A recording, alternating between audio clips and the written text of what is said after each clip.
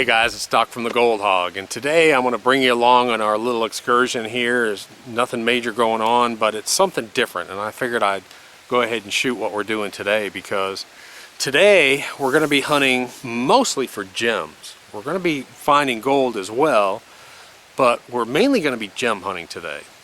And I'm going to explain why. It's because of the type of dirt that we're running that's behind me. We're going to be running the Viper, and I'm going to show you. The guys are setting up the Viper right now. I've got it in a special gem mode and and certain things that I do to help me find gems. But we do sell concentrates, and Christmas time's coming up pretty soon, and we figured we'd do a special package of gold and gems, a special Christmas sort of package or winter package. So we're going to be up here, and one thing you're going to learn is that if you think finding gems is easy, it's not, because there's 3 of us working today, and we're probably going to have to try and run, I would say, 4 to 10 tons of dirt just to get a small bucket of gems, and it's a lot of work.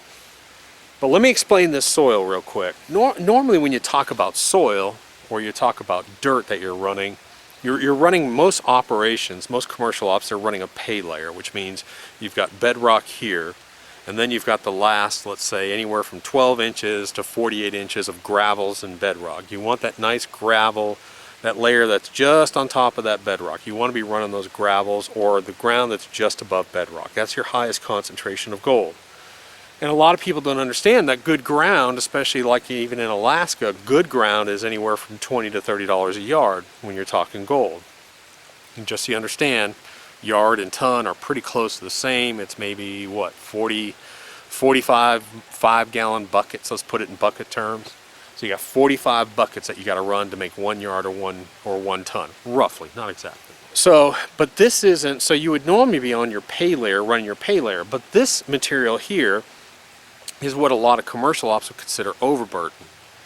This is the layer of dirt. It almost looks like garden soil, but this is the layer above the pay layer. This is sort of overburden material that most places would just discard because there's just not a heavy concentration of gold in it. I've seen this dirt run $1 a yard to anywhere to $10 a yard for gold, somewhere in there.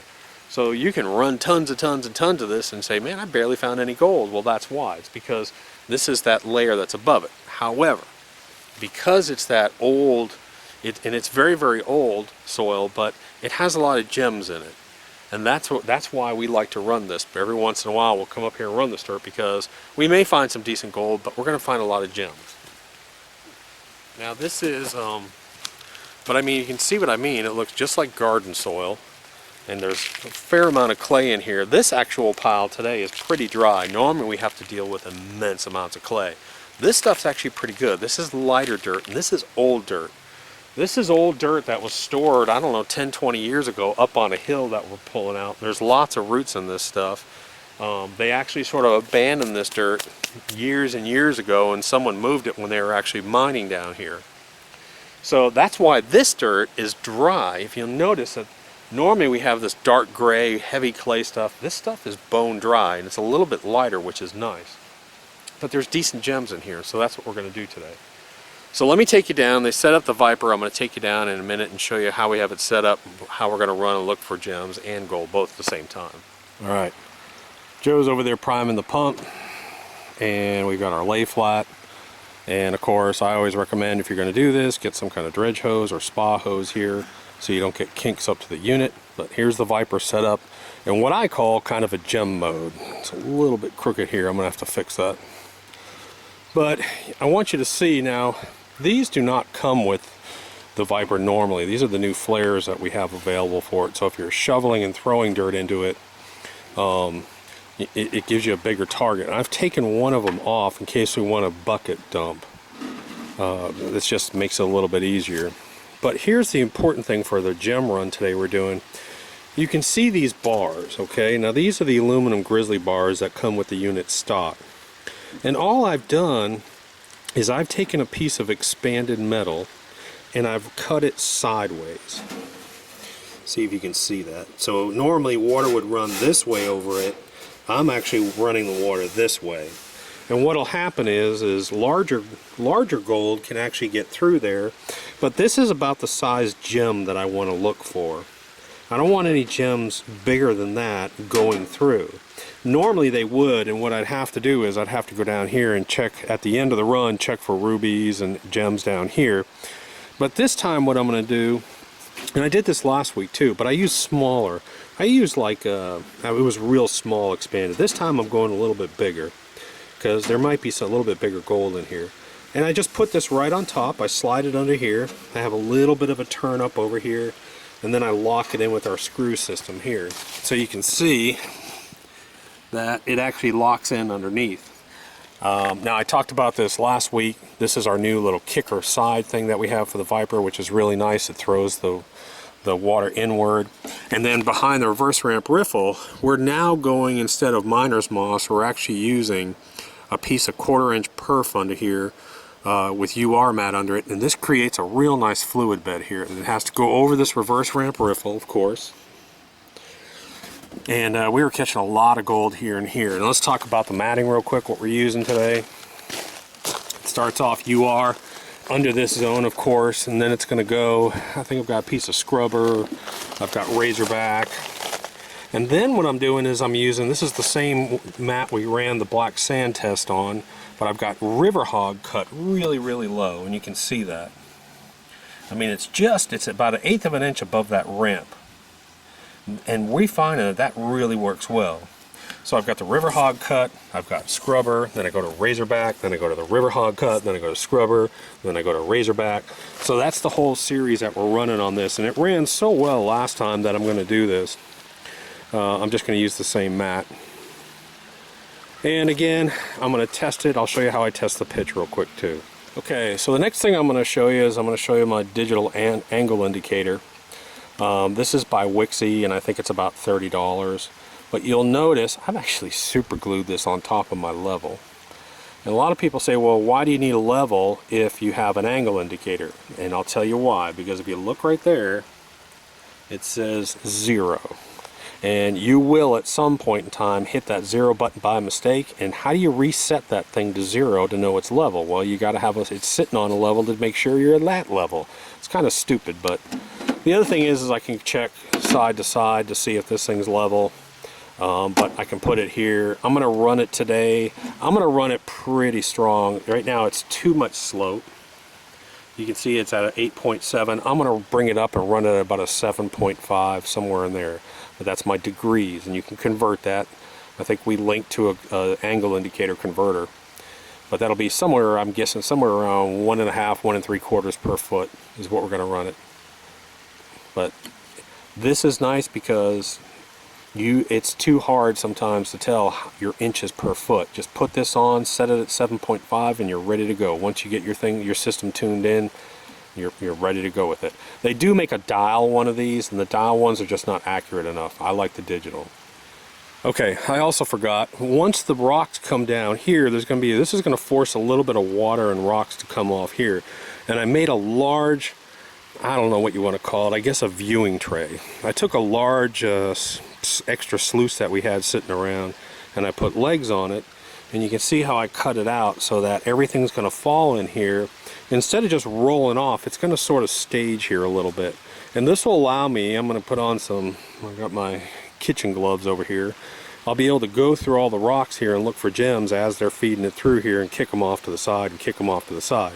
So I'll sit my butt here on a bucket, and I'll just sit here all day long, and we'll just run and run and run, and we'll search all this for gems. It's a long, hard process. We got to haul all that dirt down here. We got to sit here, we got to run it, we got to go through it. It's pretty labor intensive. All right, so the guys are up here loading buckets up. We've actually had a couple days where the temperature actually dropped down in the upper 20s, so on those days, questionable dredging here. Hey Joe. Hey, how are you doing? Would you rather be dredging or digging today?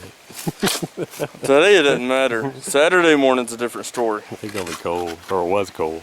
It was very cold. Oh, no, I like it. You can see, this is what we're talking about. This is old dirt. There's trees growing over this pile here, and there's all kinds of roots we're having to deal with in this stuff. Alright, so real quick I wanted to show you what we're talking about here and why I know that there's actually gold in here. This is overburden, but look at this within the overburden. You're going to see these huge river rocks, these big things here. Now, Quartz rocks like this only get rounded through thousands of years of rolling through rivers and wear and tear. And this thing is just loaded with them. You can see them. So we know that there's gold in here just from the rocks that we're seeing in here. I mean, we're seeing big ones. This one's broken. But you can see the size of these things. And again, these things only get rounded through rolling through rivers. That's it. That's the only way you're going to round rocks off in this area. So we know that there's some gold in here. There's just not a lot. Again, this is overburden, but you can run this overburden and find gold. But at the same time, you'll also find gems. And that's probably not a gem.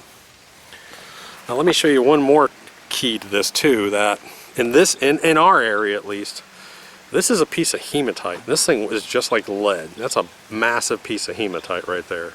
Matter of fact, what's really cool, if you look at my ring, this is actually a hematite ring right there. But that's a hematite ring, and that's what that is made out of right there when it's polished and cut out and drilled. So that's pretty cool. But when we start finding big hematite in these big rocks, we know we're going to find gold in here. Again, this stuff will run $2 to $10 a yard, somewhere in there. And I'm hoping to run 8 to 10 tons today, just by hand. That's all we're going to do. Okay guys, I'm going to be talking over this pump, but I wanted to show you what we're doing here. So here's my little setup that we got. Got the unit running, and normally I wouldn't run it this steep, but I want all my rocks to maintain energy here, and they're going to fall off here. I'll have a little bit of water to wash them off here. And you can see how that water shoots in there and pools. And then it has to come over this reverse ramp riffle.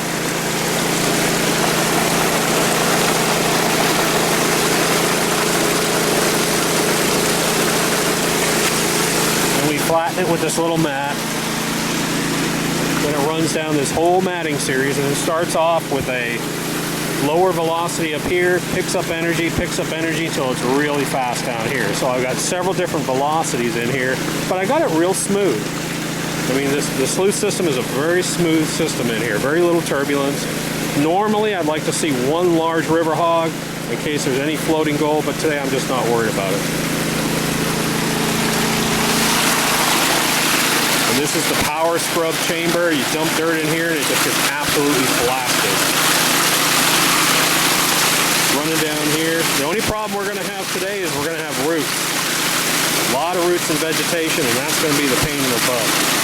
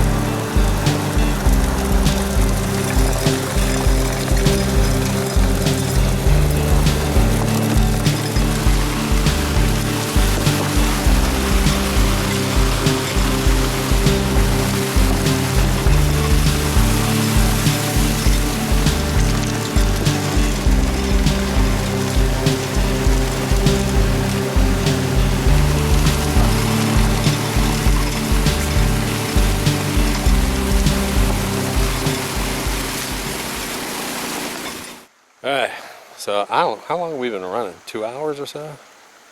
Yes, I don't know what time it is.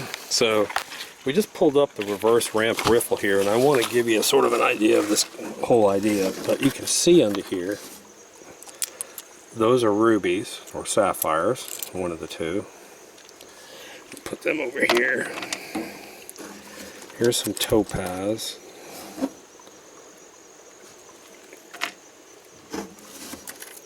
Here's pyrite and topaz.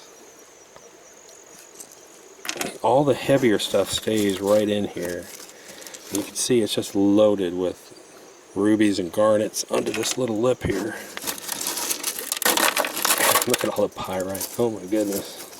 I was wondering why we weren't finding so much pyrite. This thing is just packed with rubies, and that's a topaz, a ruby, and a pyrite. Just under that little ramp over here. I mean, it is just loaded up under here. I mean, there's got to be probably 50 to 100 different pieces right up under here. And that's where we'll find a lot of them, right under that riffle right there. Garnets and rubies and topaz.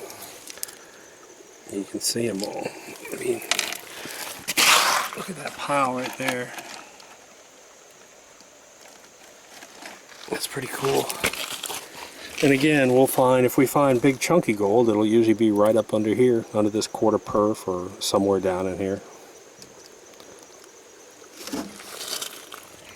Okay guys, I figured I'd show you just a little bit of the results here. And alright, so this is from about 2.5 tons of dirt.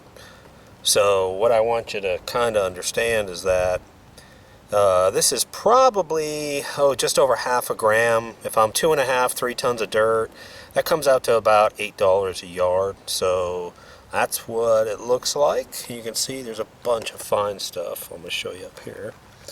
I think you can see it. A bunch of 50s, 100s, 150s, there's even 200s in there. But that's the kind of stuff we're dealing with. We got some larger gold. Pretty stuff. But I did want to show you just real quick, I separated some of these out. We've got a bunch of them in here just to give you an idea of gem identification too. But these are natural quartz crystals, so you can see the difference in size. That's a quartz crystal. This is aventurine. This cuts, you can, if you want to cut that, that makes like bracelets and stuff. Rose quartz, it's not a very pretty piece. This is a smoky quartz here, and it comes in various colors, from dark brown to light. Now that stuff cuts real pretty. Same with this. This is what we call lemon quartz, but this cuts real pretty too, if you ever want to cut that. These are garnets. This is a large garnet ball cluster. These are some shards up here. It's hard to find nice garnets. This is acetylene. It's dark black. They actually use that a lot in sterling silver jewelry. These, let me wet it a little bit. These are actually emerald. These are actually emeralds, and most of your emeralds that you'll find will be either encased or partially included in this black surrounding material. Not very good emeralds examples, but that's what we found. Big pieces of pyrite. You get it from little to very large. This is, let me wet it. This is real pretty blue quartz. I've seen this cut again into things like jewelry, for cabinet off into whatever. These are the tough ones. Let me wet them a little bit. But these are either rubies or sapphires. They're, rubies and sapphires are the same thing, just depending on the color, whether it's red or blue basically. But they're corundums, and whether it's cuttable or not just depends. You can usually tell when you look at them. You can also hit these with a UV light and they'll shine bright red. These are topazes, and a lot of people don't know what these are, but they look like jelly beans. But if you hold them up against something white, they may turn a little bit blue. And if they turn a little bit blue, they'll cut a little bit blue. Again, we got amethyst. This is a real neat quartz crystal with a citrine top, that dark rusty orange, or even a bright orange yellow. That's citrine. Now that cuts real pretty. And then hematite. This is a huge piece of hematite. So those are just some of the gems that we find, and that if you're ever getting any of our cons with you might want to identify them or look at them, that's what you want to look for. The main thing is these things are real heavy and feel kind of like lead, so you just got to watch them. Hey guys, so anyways, actually changed because it was getting a little cold. So anyways, that's a good example of taking lemons and making lemonade. This dirt is not very good gold dirt. Again, it's usually somewhere $6 to $10 a yard. We really wouldn't run this stuff through our commercial op. I'm not going to sit there and run, 20, 30, 40 yards an hour of this stuff. It just really wouldn't pay off that much. But it's not bad if you're looking for gems, if you just want to have some fun with it. It's not bad dirt. I hate to throw it away, so that's why we run this stuff. We're going to pull a little bit of gold out of there. We'll pull a lot of gems and just have fun with it. It's a good way to kill a nice day. Hope you enjoyed this little trip, and we'll see you next time on the Gold Hog.